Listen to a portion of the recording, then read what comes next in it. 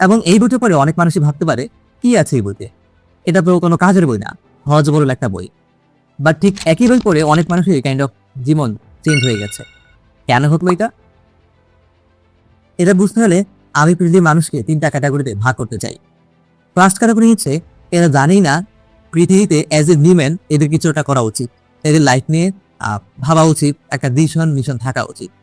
On the other hand second ক্যাটাগরিটা public, এরা জানে এদের কিছু একটা করা উচিত, একটা ভিশন থাকা উচিত, একটা চিন্তা আছে এদের যে আমাকে কিছু একটা করতে হবে, বাট কি করতে হবে সেটা তারা প্রপার ওয়েতে চিন্তা করতে পারে না, প্ল্যান করতে পারে না, সাজাতে পারে না, অ্যাকশন নিতে পারে না।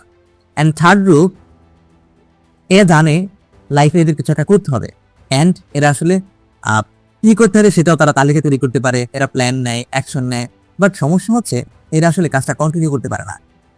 কোনো কারণে আগামীকাল করবো অলসতা ধরে বা নিজের প্রতি আত্মবিশ্বাসের অভাব কাজ করে, বিভিন্ন কারণে এরা আসলে কাজটা কন্টিনিউ করতে পারে না।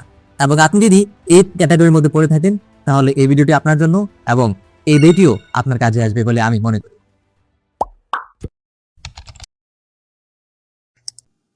আসসালামু আলাইকুম, বুকস উইথ মহিউদ্দিনে আপনাকে স্বাগত। আজ আমরা কথা বলবো ফিরো ভাইরাসের লেখা বিখ্যাত বেস্ট সেলার বই ইমিডিয়েট অ্যাকশন বইটা নিয়ে। বইটা যখন আমি পড়ে শেষ করলাম আমার মাথায় আসলো যে বইটা তো আসলে সার্বজনীন কোনো বই নয়, বইটা পড়ে আসলে সবাই উপকৃত হতে পারবে না, এটা আমার মনে হয়েছে। কারণ অনেক বিষয়ে আমি নিজেও দেখেছি এটা আমার জন্য আসলে কাজের না। অ্যান্ড আমি রিভিউ লিখতে গিয়ে আমার মাথায় আসলো যে আসলে কাজের জন্য বইটা কাজের হবে, কাজের বইটা রাখবে।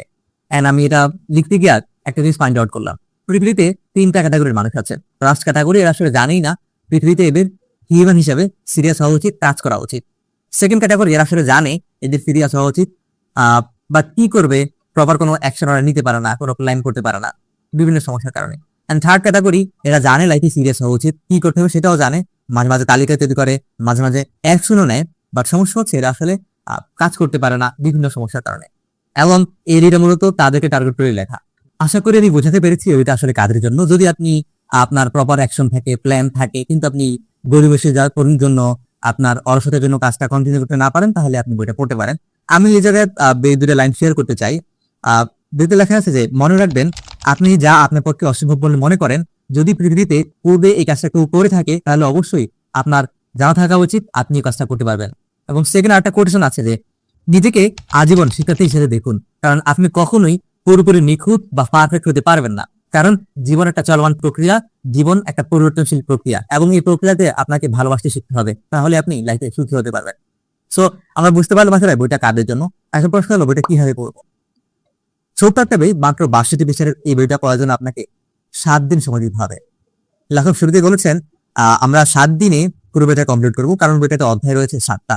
প্রথম দিনে আপনি বইয়ের ভূমিকা, আনুষঙ্গিক বিষয় সহ প্রথম অধ্যায় পড়বেন, এবং ওখানে শেষে কিছু অ্যাকশন প্ল্যান দেওয়া থাকবে যেটা আপনাকে প্রপারলি বাস্তবায়ন করতে হবে, এবং আপনি ওই অ্যাকশন প্ল্যানগুলো করে ওই দিন বইটা রেখে দিবেন। এবং সেকেন্ড দিন আপনার আগের অ্যাকশন প্ল্যানগুলো অনুযায়ী আবার আপনাকে কিছু পাঠ দেওয়া হবে, কিছু অ্যাকশন প্ল্যান দেওয়া হবে, সেটা আপনি করবেন। খুবই ছোট ছোট করে লেখা আছে। অ্যান্ড থার্ড দিন, ফোর্থ দিন এভাবে আপনাকে অ্যাকশন প্ল্যান দেওয়া হবে, এবং এভাবে 7 দিনে আপনাকে পরিপূর্ণ একটা মানুষ হিসেবে, পরিপূর্ণ একটা প্রোডাক্টিভ মানুষ হিসেবে গঠন করার জন্য লেখক চেষ্টা করেছেন। আশা করছি যদি আপনি এই অ্যাকশন প্ল্যানগুলা বুঝে শুনে পালন করতে পারেন, বাস্তবায়ন করতে পারেন, আশা করছি আপনার কাজে আসবে।